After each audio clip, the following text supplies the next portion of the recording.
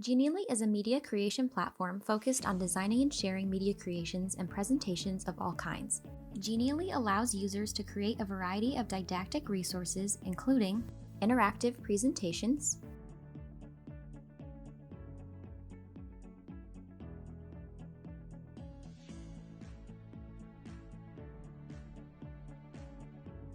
games,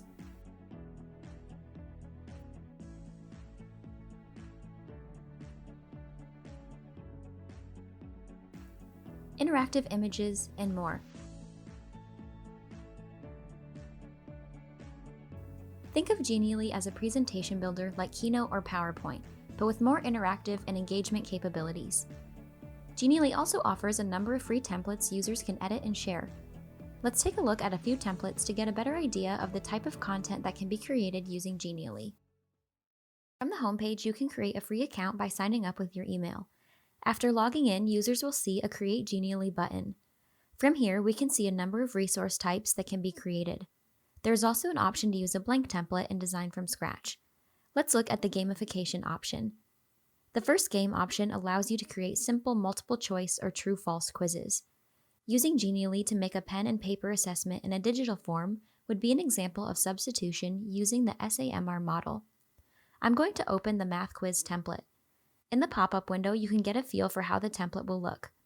When I click on the right answer, I receive positive feedback and I can move on to the next question. When I select a wrong answer, a customizable pop-up window appears and I'm required to try again. If you decide you want to use and edit the template, you'll press Use this template. This takes you to the editing panel. The game is set up like a PowerPoint presentation with a number of slides on the left-hand side that can be linked to one another. On the first slide, you can edit the images, text, font, etc. to your style. I'll go ahead and add a title to my quiz, Turning Improper Fractions into Mixed Numbers. From here, I can edit the next slides and add the specific questions I'd like to ask my students. For the first one, I'll write 5/2 is equivalent to which mixed number. I can see below that the answer choices are already marked as correct or incorrect. This is because the interactivity is already set up for you. For my first wrong answer, I'll type 3.5. Now, when I click on the 3.5 text box, I can see my interactivity options, which is the button with the pointing finger icon. Right now, when this incorrect answer is selected, a window will pop up with an animated X, but this can be customized. I can keep or remove the animated X, and I could add more specific feedback. For example, 3.5 as an improper fraction would be 7/2. Try again. I'll do the same with the next incorrect answer. For the final option, I'll put the correct answer, which is 2.5. When a user clicks on the correct answer, I can see that rather than a pop-up window, the interactivity is set to take you to the next page, which is the slide that tells them they got it right. So now, if I go to preview, I can see all of this in action. The incorrect answer gives me the pop-up window, and the correct answer takes me to the next section. After you've finished adding all of your quiz questions, you're ready to share your game. You have several options on how it can be shared. You can open it in a new window to project to your class. You can generate a link to be posted online or shared in an email, or you can copy and paste the code to embed it into an LMS, which I'll show you an example of later. And finally, you can download the file. This was a very simple example of how to use Genially as substitution when giving an assessment in class. Genially can become more transformative when you begin developing games with branching scenarios or illustrative processes. An instructor or teacher could have their students use Genially to create a group presentation as a final project rather than giving a paper and pencil test.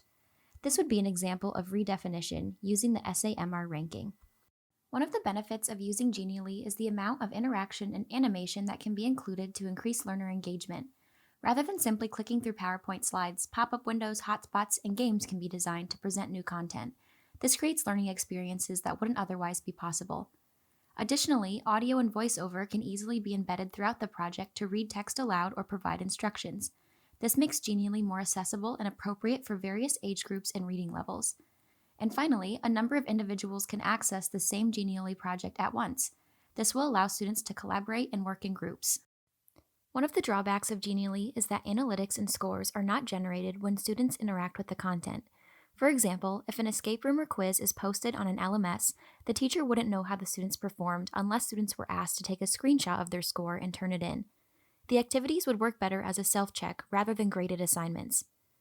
While the platform is pretty user-friendly for adults, the number of capabilities Genially offers would make it difficult for elementary-age students to use on their own. When it comes to price, Genially has a free option that gives you access to all interactivity, templates, sharing options, and collaboration capability. You're also free to create as many projects as you'd like. Genially does have paid plans that give you access to additional features, like eliminating the Genially watermark, the ability to create folders to organize your content, and offline viewing. Another benefit of Genially is how easily it integrates with an LMS. After you've finished a project, you press Share, Insert, and copy the iframe. This code can be embedded into any LMS and the project will maintain its interactivity.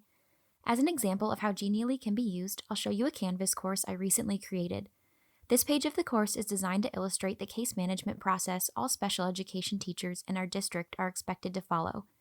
This used to be a 6-page document teachers were required to read that outlined the case management timeline. I used Genially to create an interactive calendar to replace that document. Learners can click on each calendar event to learn more information. In the same course, I've used Genially to create a self-check quiz with feedback for each correct and incorrect response. This is an example of how Genially can be used to enhance an e-learning classroom environment. If you're familiar with Keynote or PowerPoint, the learning curve isn't too steep. Using the templates is a great way to learn all that's possible with Genially. Middle school, high school, and college-age students could easily use Genially to create a project with some guidance from their teacher, but it would likely be too complex for elementary-age students. Genially would work in small or large classrooms. Because it's free, any number of students in a class could use Genially to create a project. The content made using Genially can be shared and viewed by any number of students as well, even with the free version. Genially does have a help page with a number of articles explaining how to use the software and how to troubleshoot. Unfortunately, there is no open forum for users to ask for support with specific technical problems. Overall, Genially is a great user-friendly tool that could be used to enhance any classroom environment.